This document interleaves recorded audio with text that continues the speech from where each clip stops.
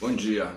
O Outras Palavras publica hoje, com muita satisfação, um texto provocador e perturbador do Jorge Monbiot sobre um assunto polêmico: possibilidade de produzir comida artificial. Não comida de astronauta, mas comida com os sabores e as texturas aos quais a nossa espécie se acostumou durante os últimos milênios. E de produzir imensas quantidades, suficientes para alimentar com qualidade todo o planeta, em minúsculas porções de terra, liberando para a vida selvagem, para as florestas, para os cerrados, para as savanas, para os campos, imensas áreas que foram colonizadas pelo ser humano e destruídas em relação aos seus usos iniciais. O texto do Jorge Monbiot é mais importante ainda porque ele debate as circunstâncias políticas e econômicas que impedem o desenvolvimento dessa tecnologia ou que poderão colocá-la sob controle de grandes corporações, fazendo com que tudo continue na mesma. O Jorge Monbiot visitou em Helsinki um dos laboratórios do planeta onde a tecnologia da produção do que nós estamos chamando de comida pós-agro está sendo mais desenvolvida. Ele viu o que ele chama de um aparente milagre. Produzir comida a partir da água e das bactérias retiradas do solo e fermentadas por meio de uma técnica baseada no uso de hidrogênio, muitas vezes mais eficaz em termos de energia do que a fotossíntese. Jorge Monbiot viu como nos tubos de ensaio dessa fábrica em Helsinki borbulhava uma espuma amarela, uma espécie de sopa de proteínas produzidas a partir de bactérias, e como isso se transformava depois numa farinha amarela rica. Fizeram-lhe uma panqueca com essa farinha. Ele disse, tem gosto de panqueca. Porém, os novos desenvolvimentos tecnológicos, a partir inclusive da modificação dessas bactérias, permitirão produzir outros tipos de alimentos. A carne, por exemplo. Ele diz, carne será carne, mas não cultivada no corpo dos animais, e sim em indústrias de colágeno. Ovos serão ovos, gordura será gordura. A comida com a qual nós nos acostumamos por milênio será a mesma comida, porém não cultivada às custas dos animais, das plantas e da natureza, da água, por exemplo. A tecnologia para isso não vai acabar com a agricultura, mas vai acabar com o agronegócio em grande escala. Os vegetais in natura que nós comemos continuarão a ser cultivados, as frutas em especial, mas também as hortaliças, a alface, o agrião, o arroz.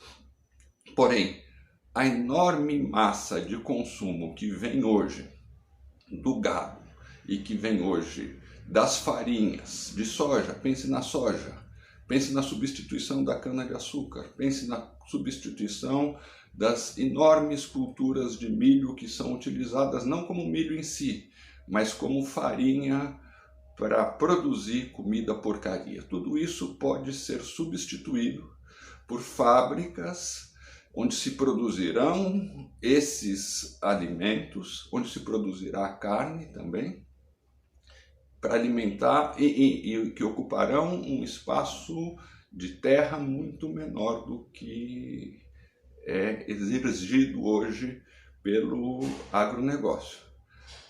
O campo, a natureza voltarão. Ao invés de termos imensas plantações de soja, teremos talvez a volta das árvores, das plantas, dos arbustos, do cerrado, do tamanduá, da anta, da onça-pintada.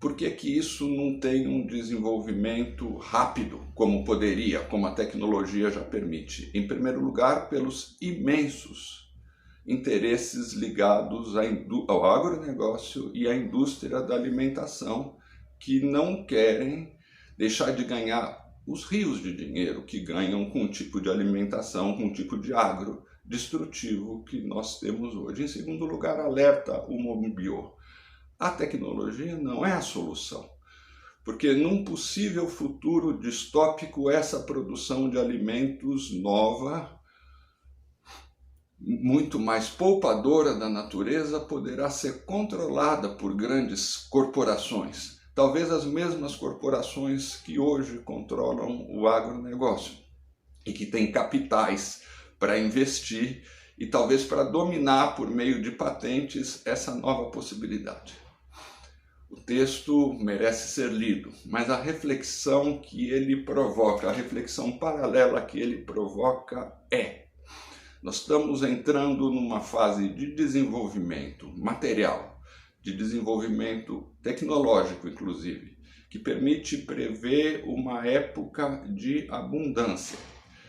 Uma época em que será possível assegurar uma vida digna ao conjunto dos seres humanos do planeta. Isso é possível, por exemplo, na produção digital, da cultura, do conhecimento. Nós não temos mais as restrições que tínhamos com os suportes materiais.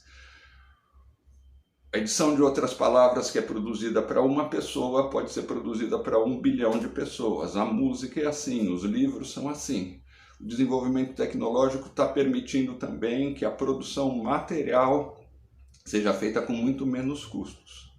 Isso cria a possibilidade de um novo ser humano, de um novo sujeito social, um sujeito social pós-neoliberal, que não viva submetido às agruras da disputa pela sobrevivência e da competição, porque no mundo de abundância a competição se torna completamente ridícula. Porém, essa possibilidade de abundância que desestrutura as bases, inclusive ideológicas, as lógicas capitalistas, ela assusta o sistema. E o sistema resiste a ela. Com o endurecimento da política, com o endurecimento da desigualdade e com apelo, inclusive, quando não restam outras saídas, a tipo de política que nós vemos no Brasil, nos Estados Unidos, os Trump, os Bolsonaro.